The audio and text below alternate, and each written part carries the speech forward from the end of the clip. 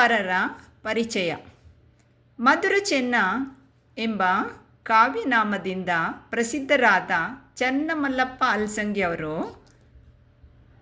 ಕ್ರಿಸ್ತಶಕ 1903 ವಿಜಯಪುರ ಜಿಲ್ಲೆ ಇಂಡಿ ತಾಲೂಕಿನ ಅಲಸಂಗಿ ಗ್ರಾಮದವರು.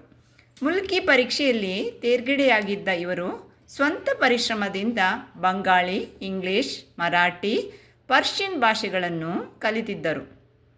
ವಚನ ವಾದ್ಯವನ್ನು ವಿಸ್ತಾರವಾಗಿ ಅಧ್ಯಯನ ಮಾಡಿದರು. ಇವರ ಪ್ರಮುಖ ಕೃತಿಗಳು ಪೂರ್ವರಂಗ, ಪೂರ್ವಯೋಗದ ಪಥದಲ್ಲಿ ಕಾಳರಾತ್ರಿ ಬೆಳಗು, ನನ್ನನಲ್ಲ ಇವರ ಕವನ ಸಂಕಲನ, ಜನಪದ ಗೀತೆಗಳ ಸಂಕಲನಗಳನ್ನು ಸಂಪಾದಿಸಿದ್ದಾರೆ. ಸಿಂಪಿ ಲಿಂಗಣ್ಣನವರೊಂದಿಗೆ ಕನ್ನಡದ ಕುಲಗುರು ವಿದ್ಯಾರಣ್ಯ ಕೃತಿಯನ್ನು ರಚಿಸಿದ್ದಾರೆ. ಪದ್ಯದ ಮುಖ್ಯಾಂಶಗಳು. ಮಧುರ ಚೆನ್ನರ ರಮ್ಯ ಸೃಷ್ಟಿ ಪದ್ಯವು ಬಹಳ ಮಧುರತೆಯಿಂದ ಕೂಡಿದೆ. ಸೃಷ್ಟಿಯ ಸೊಬಗನ್ನು ವರ್ಣಿಸಿದ್ದಾರೆ. ಭೂಮಿಯ ಮೇಲೆ ವಾಸಿಸುವ ಜೀವಿಗಳಿಗೆ ತಲೆಯ ಮೇಲೆ ಮಹಾ ಆಕಾಶವಿದೆ. ಈ ಸುಂದರ ಭೂಮಿ ಎಷ್ಟೊಂದು ಮನೋಹರವಾಗಿದೆ. ದೂರಕ್ಕೆ ನೋಡುತ್ತಿದ್ದರೆ ಭೂಮಿ ಆಕಾಶಗಳು ಸೇರಿದಂತೆ ಅನಿಸುವುದು. ಆ ನೋಟ ಸುಂದರವಾಗಿದೆ.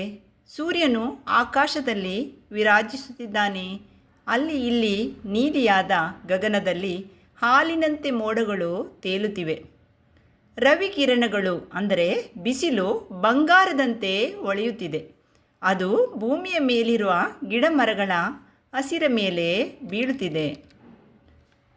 ಎಲ್ಲವೂ ಹುಲ್ಲು ಸೇರಿದಂತೆ ಹಚ್ಚ ಹಸಿರಾಗಿ ಕಾಣುತ್ತಿದೆ. ಹಸಿರಾದ ಮರದ ಸಾಲಿನ ಕೆಳಗೆ ಹುಲ್ಲನ್ನು ಮೇಯುತ್ತಿರುವ ಮೇಕೆ, ಗಿಡ ಮರಗಳಲ್ಲಿ ವಾಸಿಸಿರುವ ಹಕ್ಕಿ, ಎತ್ತು, ಎಮ್ಮೆ, ಆಡು ಮೊದಲಾದ ಪ್ರಾಣಿಗಳು ಮಗ್ನವಾಗಿ ಮನಸ್ಸು ಕೊಟ್ಟು ಮೇಯುತ್ತಿರುವ ರೀತಿ ಚೆನ್ನಾಗಿದೆ.